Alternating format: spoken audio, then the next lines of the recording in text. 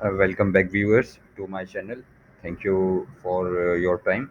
So let's jump to the today's quote. You have already known today's topic because I have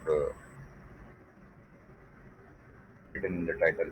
So for the sake of brevity, I have already write the code.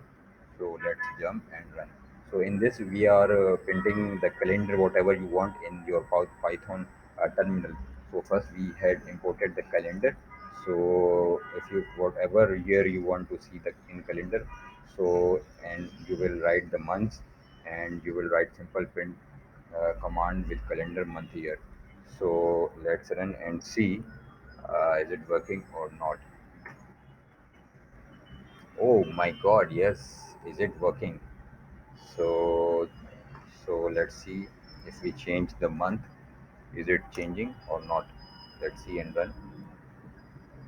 Yes, this is you can see 28 is here and 31 is here. So basically, this is a four line of code.